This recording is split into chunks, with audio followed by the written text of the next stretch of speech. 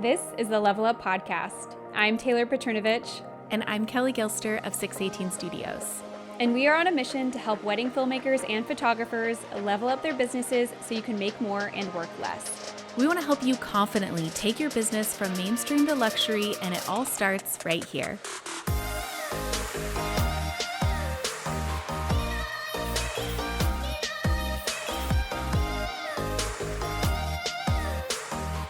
Hey friends, and welcome to another episode of the Level Up Podcast. I'm your host, Taylor Petrinovich, and today I am interviewing Lauren Fair. Lauren, how are you? I'm doing so good. Thanks for having me, Taylor.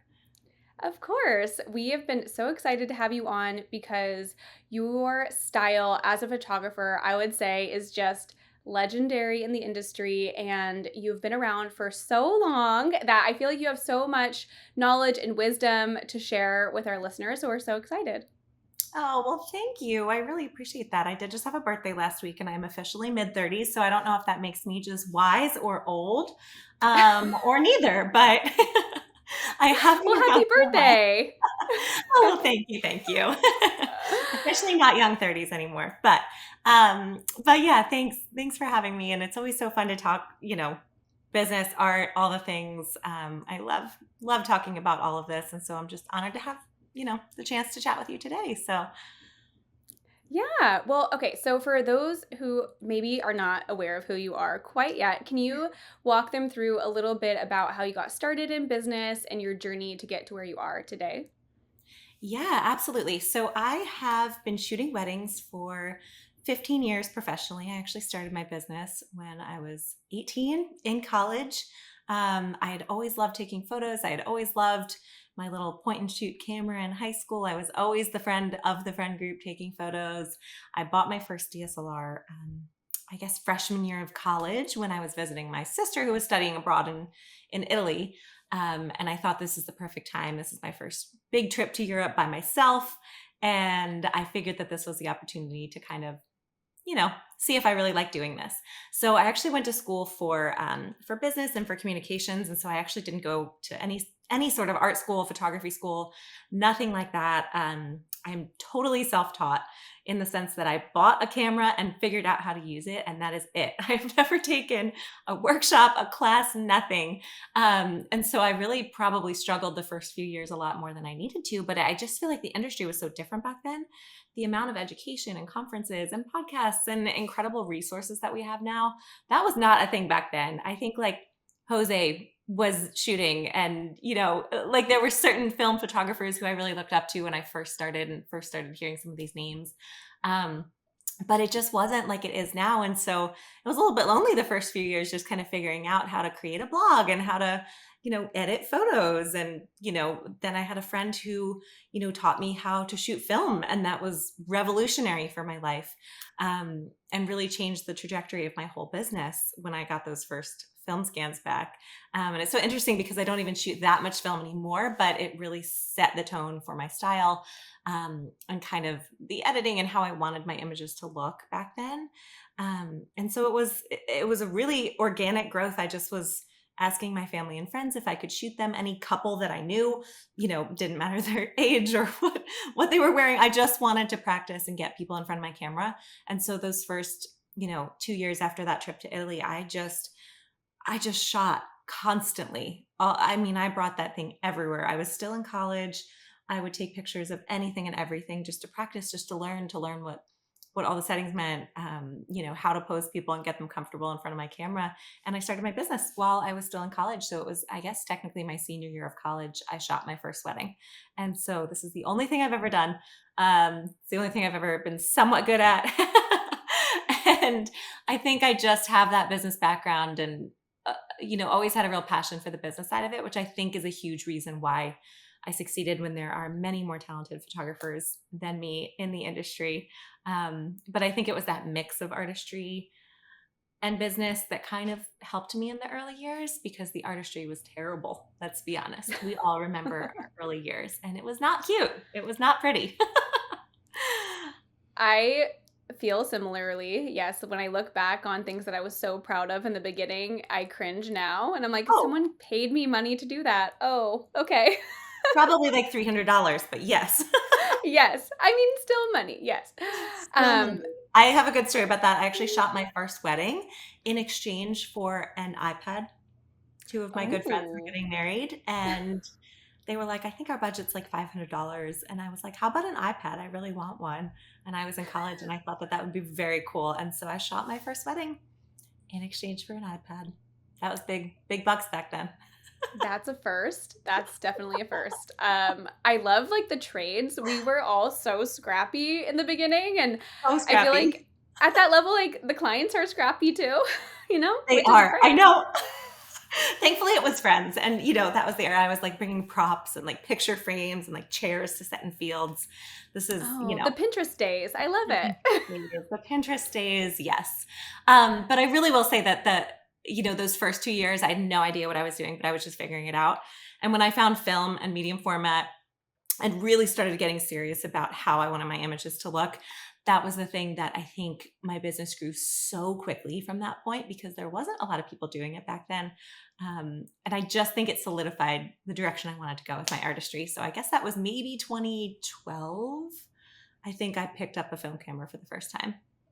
Okay. So I would describe that as being your signature style. It's very Lauren Fair. I feel like there's some artists out there where you can just look at an image and you can immediately know or at least be pretty confident in who shot it. And I feel like that is truly what sets those apart who are sitting at the top versus those who are trying to climb to the top is like this signature style. So how would you describe your signature style? Yeah, for sure. I mean, I think when I'm describing it to, clients and planners on calls, I just call it effortlessly editorial.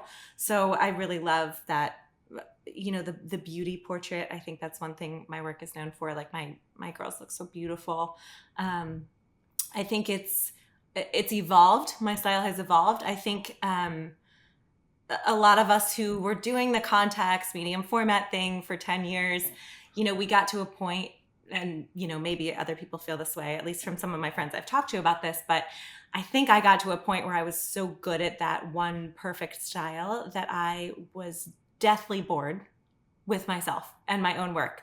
I knew what I could do, and I knew I could do it perfectly in that beautiful light and the perfect poses and the almost kiss and these kind of signature images that I got very good at creating for a long time. And then about 5 years ago, I was like, I am so bored with my own work. It's too precise. It's too perfect. Like, I don't know if you've heard the term perfection porn, where, it's kind of like we all like started to rebel against this, like, the Style Me Pretty era where everything was so perfect. And I think I did that style so well for so long.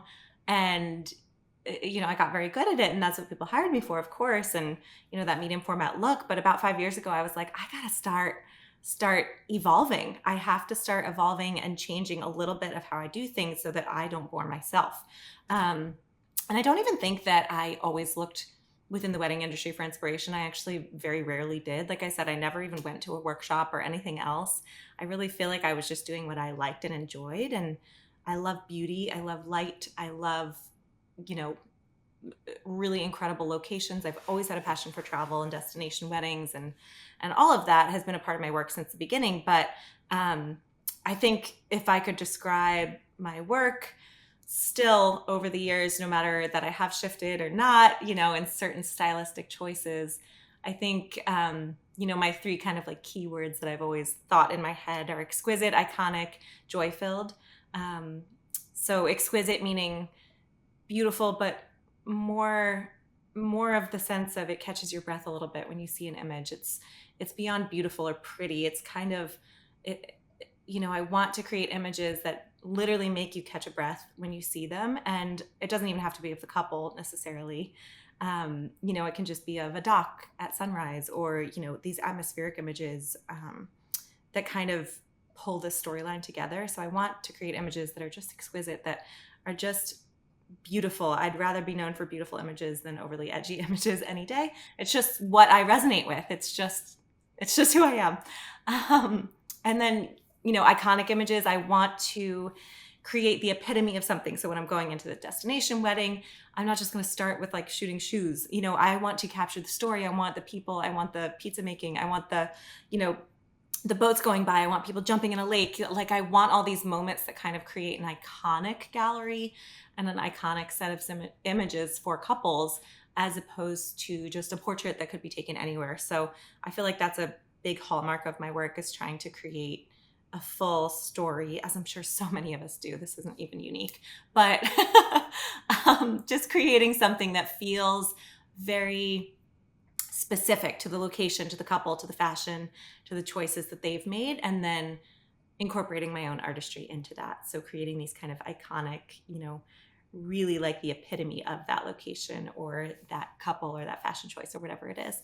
And then the third word would be joy filled. And I don't necessarily even mean happy, but just that kind of sense of contentment in my clients' eyes, where they just look settled and peaceful. And maybe there's joy, maybe there's outright happiness, but it's kind of this sense of comfort and joy where, even between the family portraits or, a mom and a daughter moment, I want to create images that really have that sense of deep joy, that you can see something in their eyes, that they feel comfortable, that they feel at ease, that they feel full of love in that moment. And so I think if an image has those three things for me, then it's a Lauren Fair image. Those would be the ones that I look for first, that I pull for previews first, that I share on Instagram.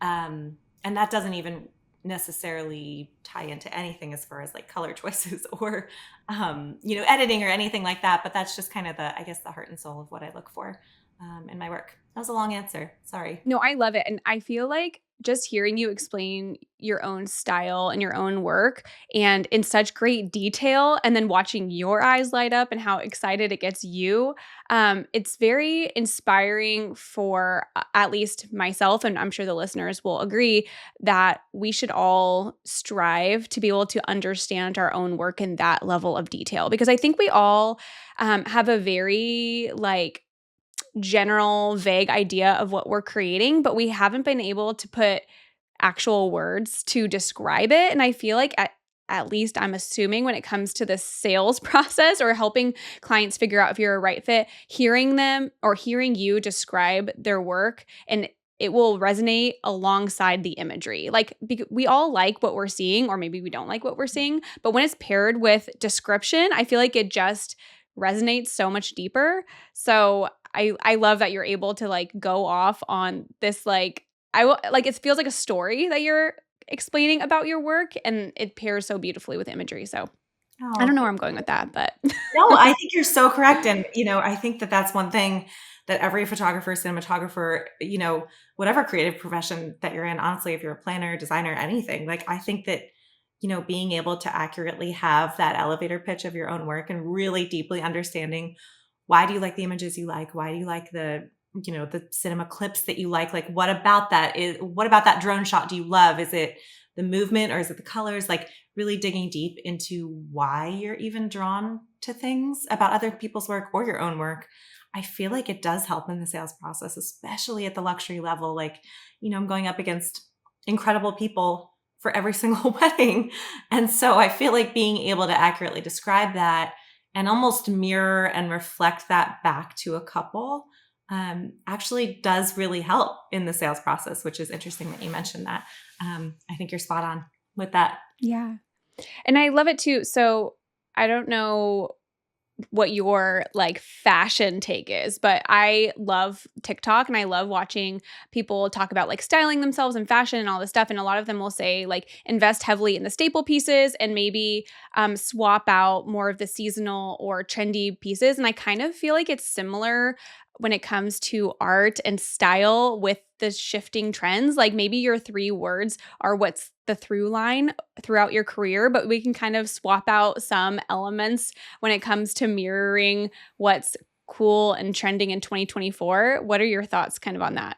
Yeah, I love that comparison. Actually, I also love fashion, but I am not on TikTok, which makes me old, I guess. I don't know. I can't do it. No, you're But just missing out send the on TikTok hours to and me. hours of wasted time.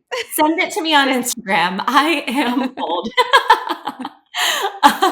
So I don't have TikTok, but all the Instagram reels, love it. Follow the fashion bloggers. I also love that. And I think you're totally right. I love that comparison. I don't think I've ever heard anyone say it quite like that. And I feel like that's exactly how I would think of it. Yeah, I mean, when you think about, some of these kind of like very hot photographers right now and like the trends that we're seeing, the blurry photos, like certain, flash film photography, stuff I've been doing for years, but like in a fresh way. Yeah, I love this. I love this question because I think the question becomes, how do we stay true to our signature look and what we're known for and what we're good at while staying relevant and current in the current landscape? Because like I was saying to you, I mean, I literally got bored of my own work. I couldn't stand even looking at certain things anymore because it wasn't enough variety for me and it was all too pretty and I needed more grit. And so I knew that about myself. I would say, yeah, about 5 years ago, I would say I kind of started evolving my style slightly away from that.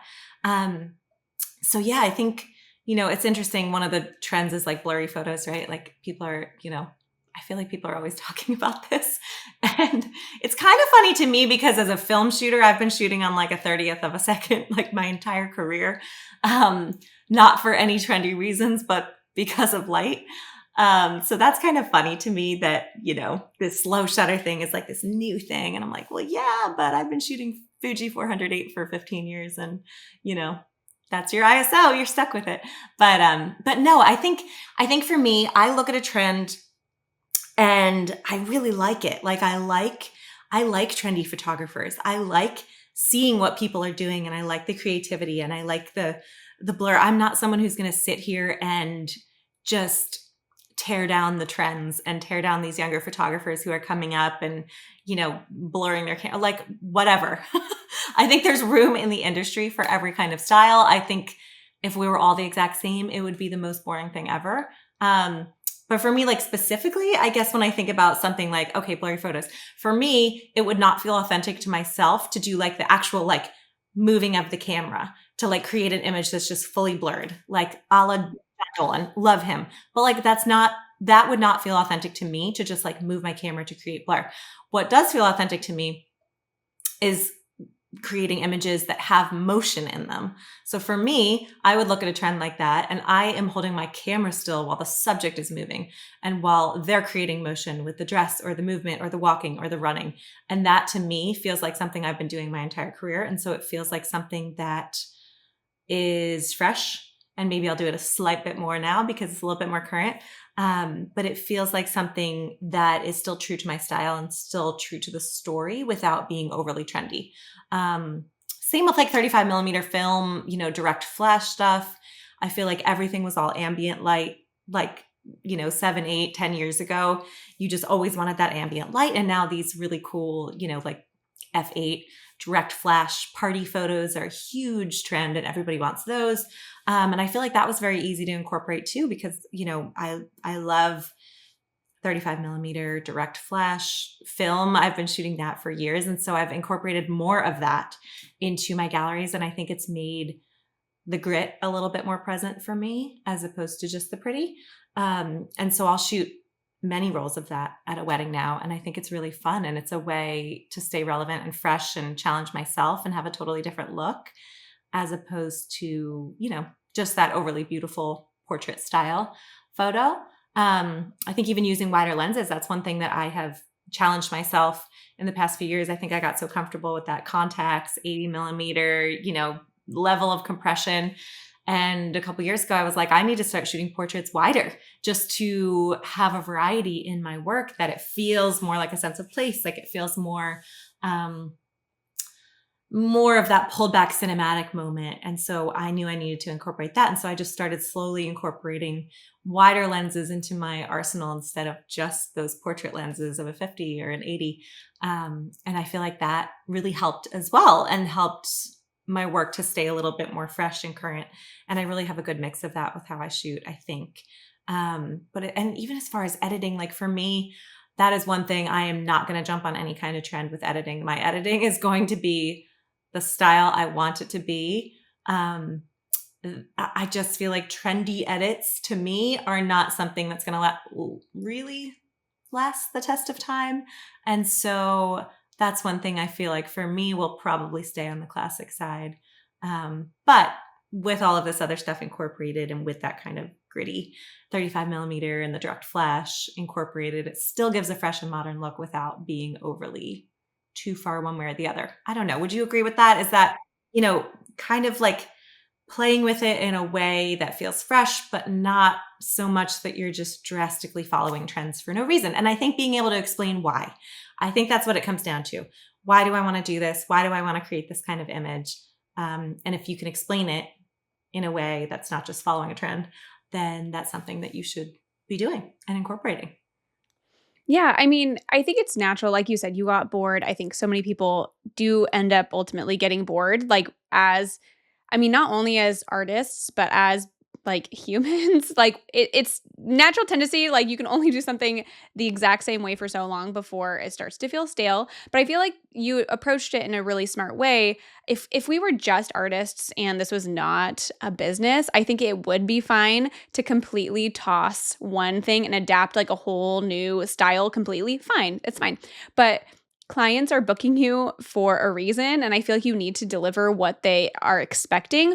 But if you're sprinkling in or incorporating little bits of new things here and there, you're adding to the gallery, adding to their experience without the element of surprise in a negative way, I feel like, for the clients. And we see this a lot. I feel like as far as the industry goes, obviously photography has been around for so much longer than video. It's only been since, maybe 2012 that it's taken the shape, like video has taken the shape that we see today.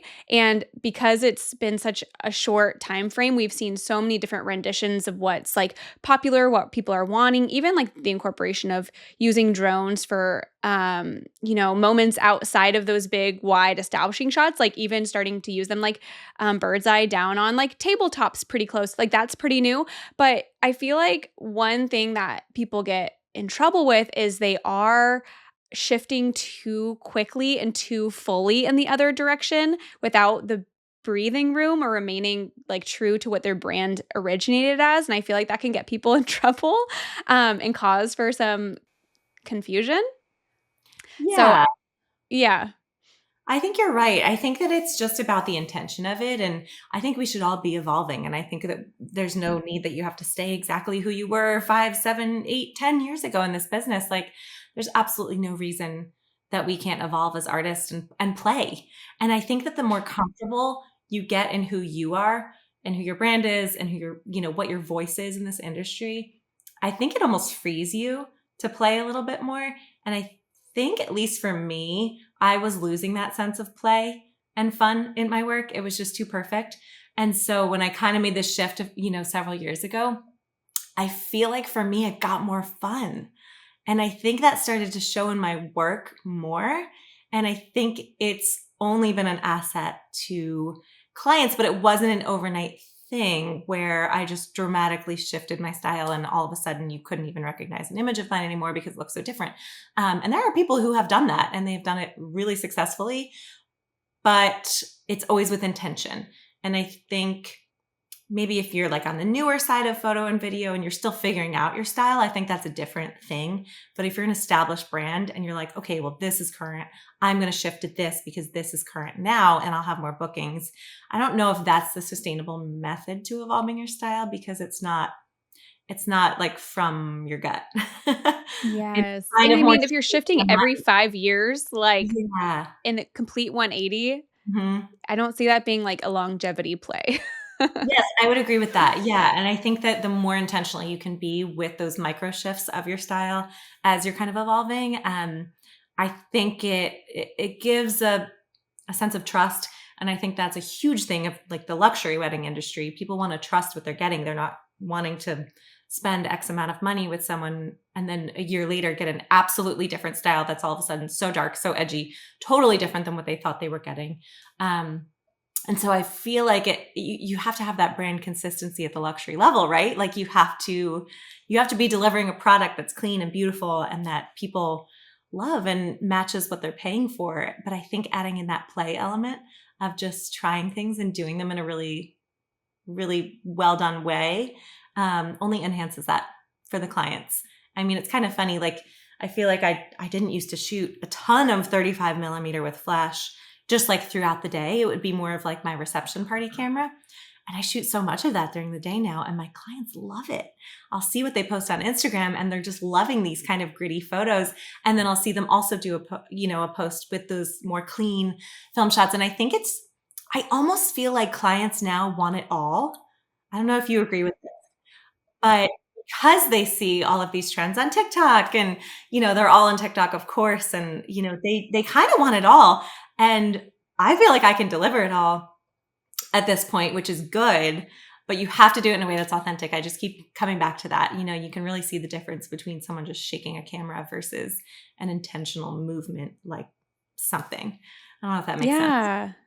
No, totally. And I think too that it's a totally fair strategy to bring somebody onto your team who can support you in this style. I like how you said micro shift. Like I like locked in on that word. I love that. So you can bring people on to support you in whatever stylistically different thing, maybe so that like this is just like totally pretend land over here, but like maybe you shoot on your normal digital camera all day because that's your normal workflow, and you bring somebody on to shoot that 35 like throughout the day, different ambient moments of guests or things like that, and they'll never like it doesn't matter who's shooting, it's the gallery at the end of the day or the film at the end of the day.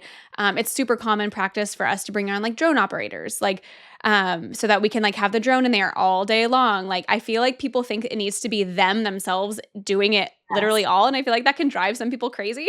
Like to me, that sounds so overwhelming.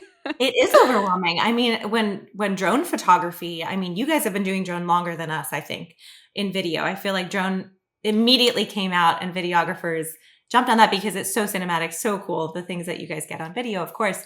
But then very quickly after that, it became that photographers need drone operators too, because I think the planners and the couples were seeing the video of that, and they're like, wait, but it takes photos too. And so, yeah, having that third or fourth person on your team just to shoot drone all day has become incredibly important. I mean, I can do it, and there's certain weddings where I am the one shooting 100% of the drone, but is that my best use of time all day? No, probably not, because I can't be directing the couple as much. And, so you have to rely on your team a little bit more. And I do think that again, at the luxury level, they want it all.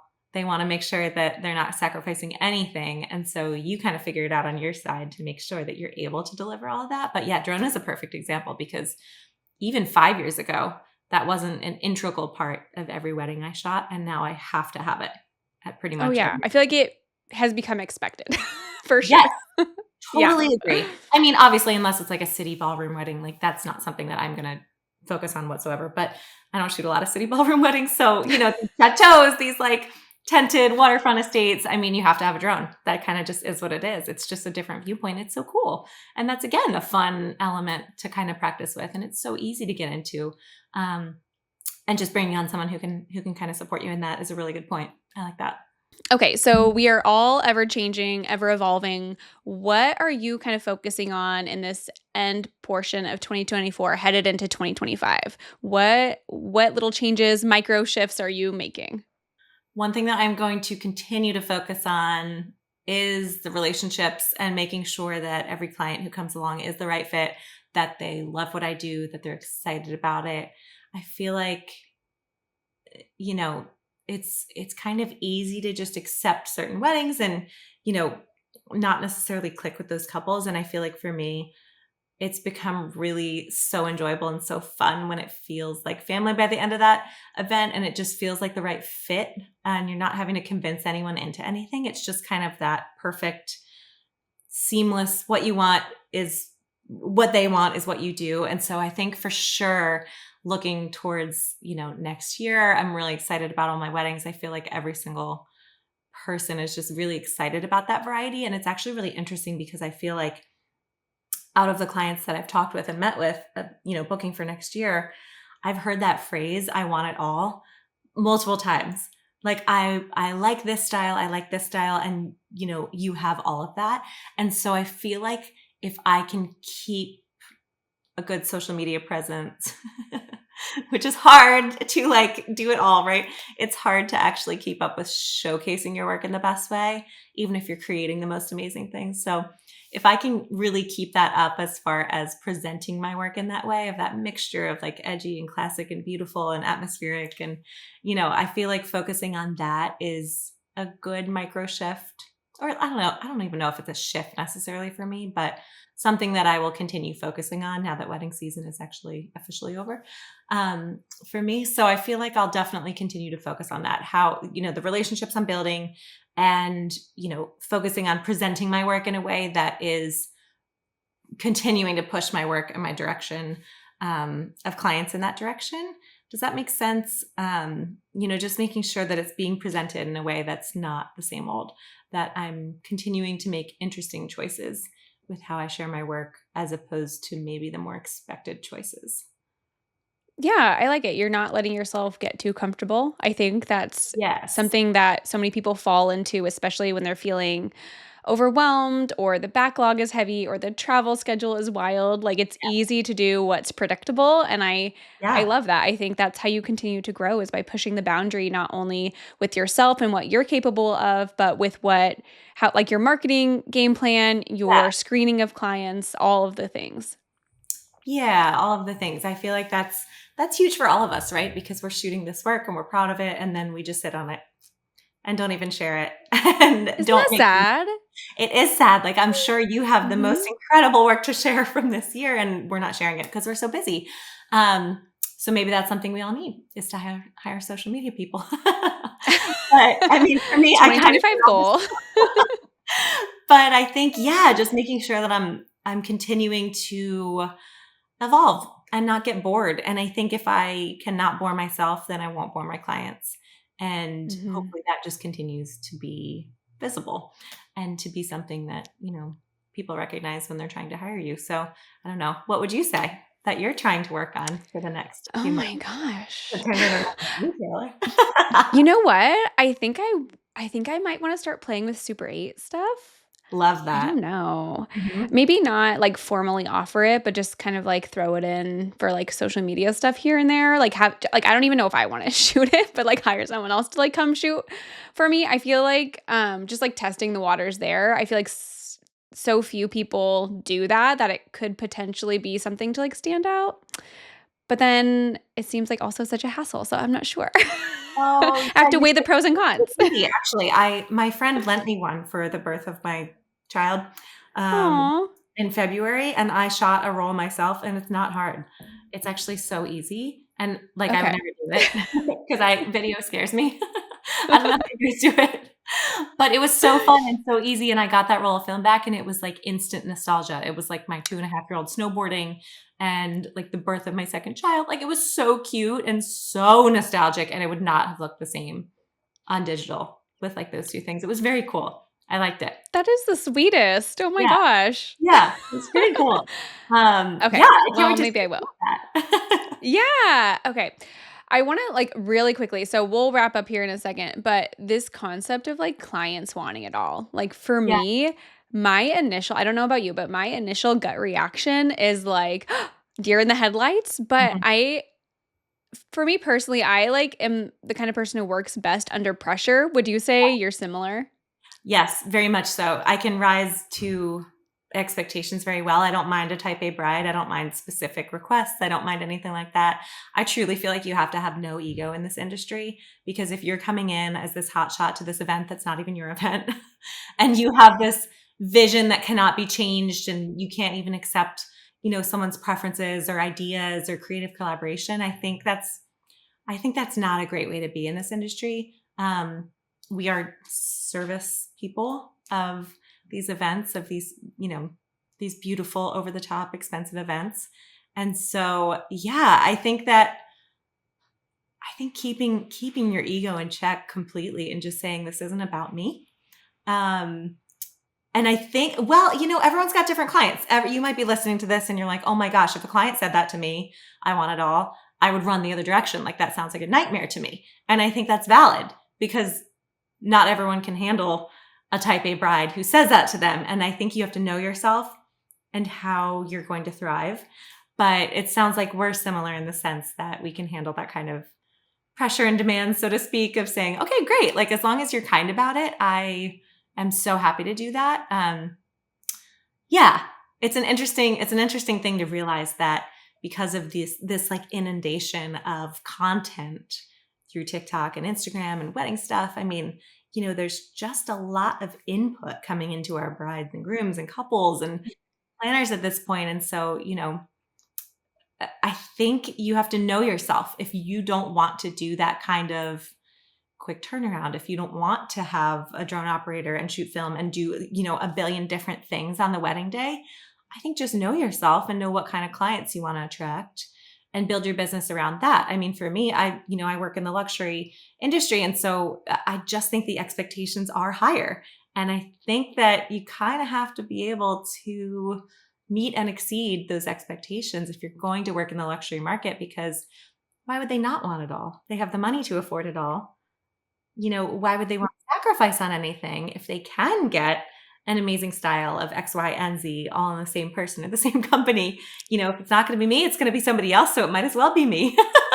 Might as well be you. It Yeah, I might as love it. well be me. Yeah. I mean, and I feel like it's kind of one of those things too where it maybe the first few times you have to do significantly more than what you're used to doing. It Yes. feels like a lot, but then that becomes your new baseline. And then it doesn't actually feel like that big of a deal anymore until the next level comes around and I agree. you reacclimate to it. And I think that's the beautiful thing about growing as a person, growing as a business owner is things that once seemed so scary, like we're doing that right now. Like Exactly. remember on day 1 of your business, like how scary it was to like go even like find the bride or like say hello. You know what I mean? Like Yeah. little things like that and you get used to it. It's like exposure therapy. It's perfect. It is actually. It's kind of like, and I just feel like there's no substitution for experience.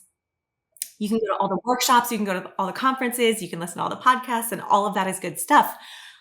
But I just think you have to live it. And really, if you're listening to this and you're kind of not working in that luxury space and your clients are not super demanding, that's great too. Um, I wouldn't even say that my clients are demanding. I just think that they expect it. And there's a difference between expectation and being demanding. Would you agree with that? Oh yeah, that's like an attitude difference. Yes, it's a major attitude difference. It's almost like they're just so kind because they know that they're getting exactly what they hired you for, And they as trust opposed you. to, yeah, they trust you. The trust level is very high, I think, at this point.